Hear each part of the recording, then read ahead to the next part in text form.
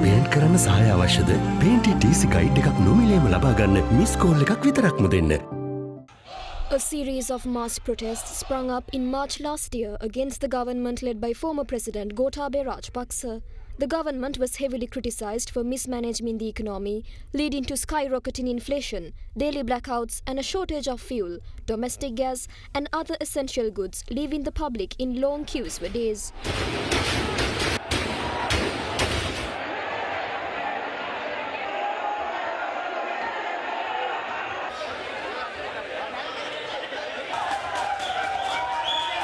Demonstrations and rallies were staged across the country, and at the Goal Face Green, protesters gathered in large numbers.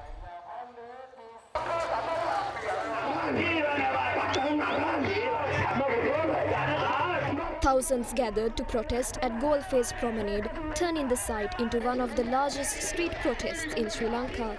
The agitation site was dubbed Gota Gogama, which was initially set up by volunteers on the night of 9th of April with a handful of tents. Within days, the site was transformed into a village of tents, providing basic necessities including food, water and toilet facilities, as well as limited free emergency medical services to the protesters.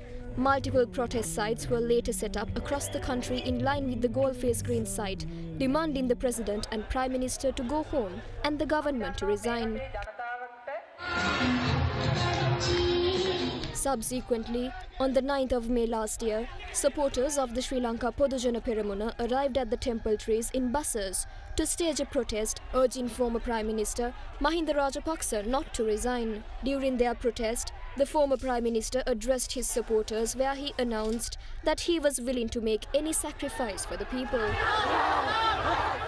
Chaos unleashed after the group of pro-government supporters then attacked the agitation site in front of temple trees, assaulting anti-government protesters before moving onto the larger protest site at Goal Face Green. The attacks caused widespread retaliation and riots, triggering violence across the country. The buses that were carrying the supporters who attacked the protesters were ambushed in various parts of the country and destroyed.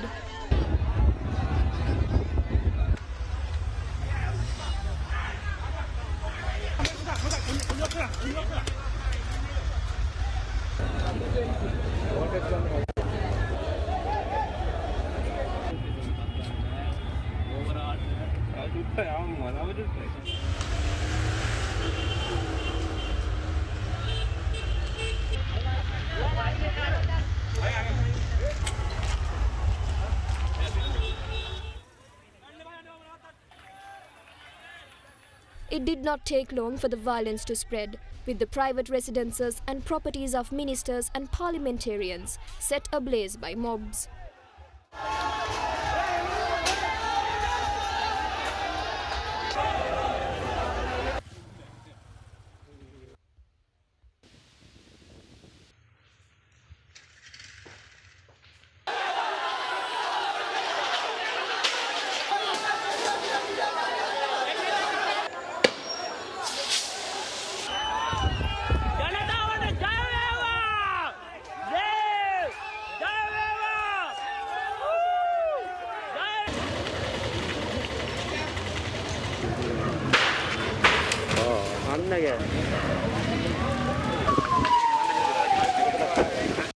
The violence and destructions across the country ended with the brutal murder of a ruling party member of the parliament and his security officer in broad daylight. Polonnaruwa district MP of Sri Lanka Podujana Peramuna Amarakirthi Atukorala and his personal security officer was brutally murdered in Nittambuwa amidst the unrest. In the face of the rising tensions, Prime Minister Mahinda Rajapaksa tendered his resignation to the President. Today marks 1 year since violence broke out and houses of ruling party members were torched.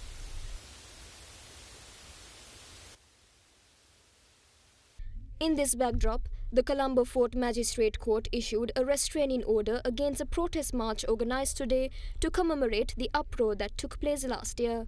The restraining order has been issued preventing the protesters from entering the President's house, Presidential Secretariat, Ministry of Finance and temple trees. The restraining order has been issued preventing the protesters from entering the President's house, Presidential Secretariat, Ministry of Finance and temple trees.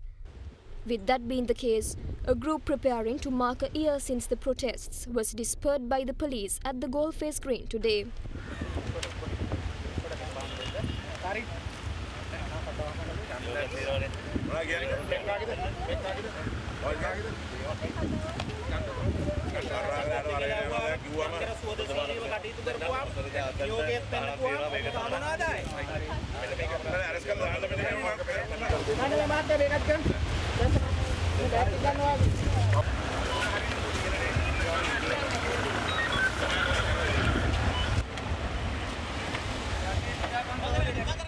The group then staged a protest in front of the United Nations office in Colombo.